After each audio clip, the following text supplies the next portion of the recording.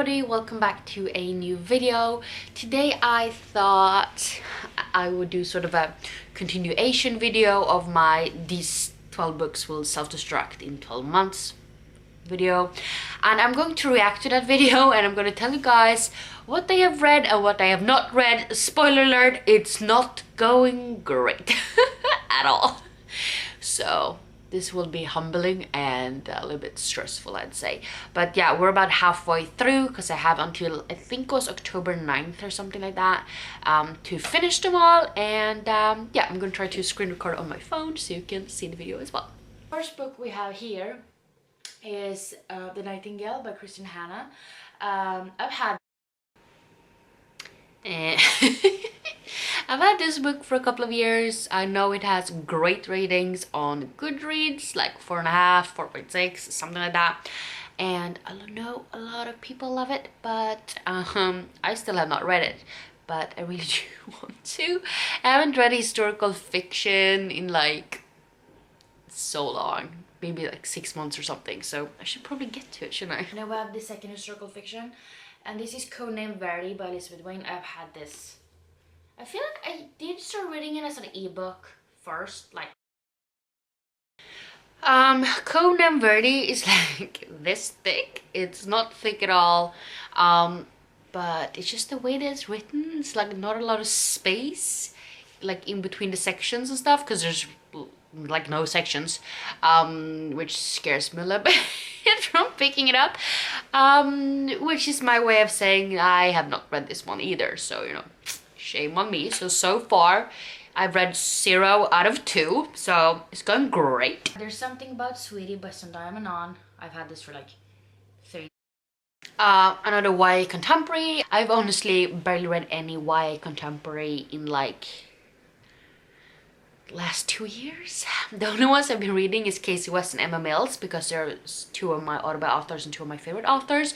But like all of the other ones I've just accumulated a lot like a few years ago, and I never ended up reading them, and I'm just collecting dust on my shelf, honestly. So yeah, I have not read this one. Andrew Smith, which I've had for like at least 6 years.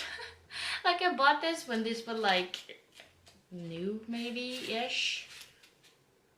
This came out in 2013. Okay, I didn't buy it that early, but not like 6 years ago maybe.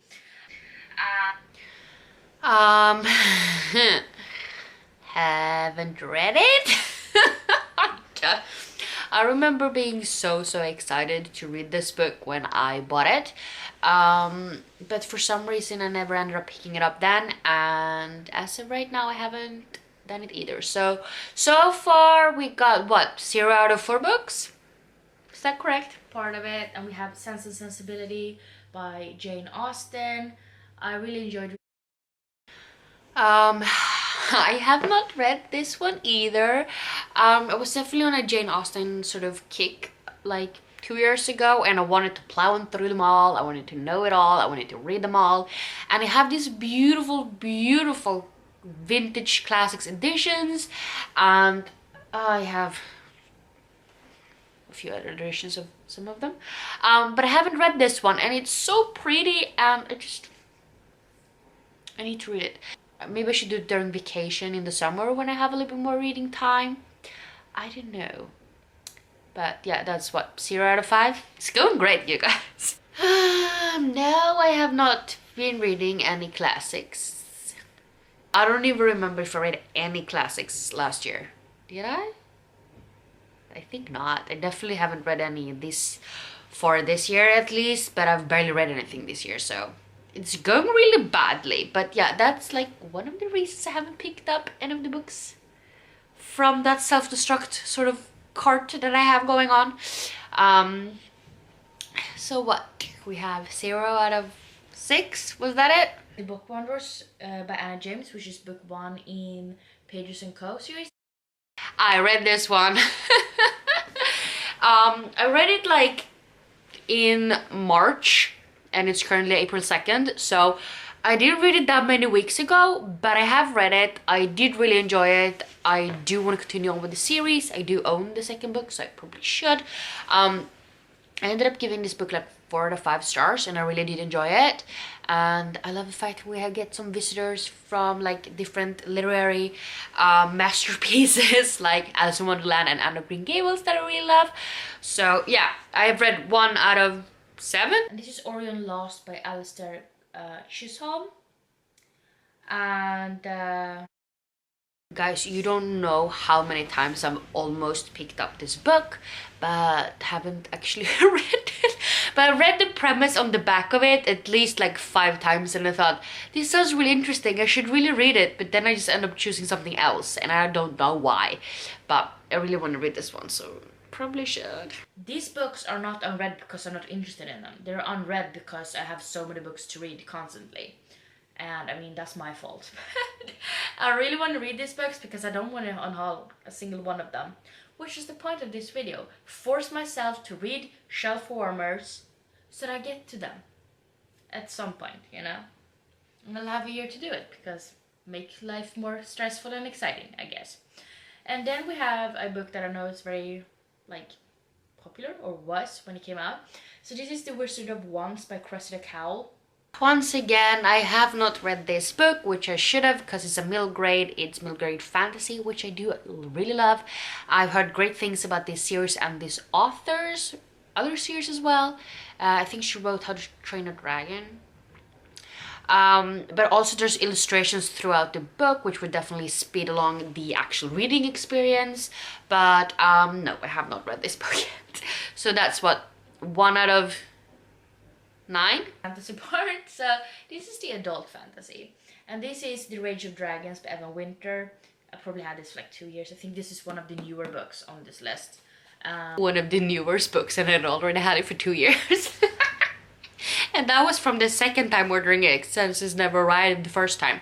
I haven't read this. I mean, it is definitely a hunker, but I'm so interested in this series.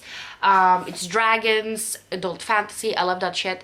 But adult fantasy take a lot of time to read because it's a little bit of a slower pace kind of read, and I'm like average 2 to 3 books a month these days, and I used to average like 16 a month. So I haven't picked it up for that reason alone, because I really want to read it. The last 2 books, which are YA fantasy. So this is Gideon the Ninth by Tamsin Muir. Okay, this book I picked up when I was gonna do my Halloween reading vlog. So what, October, November, somewhere around there last year. And I did pick it up. I read like 45, 50 pages because, you know, lesbian necromancer sounds really cool, right?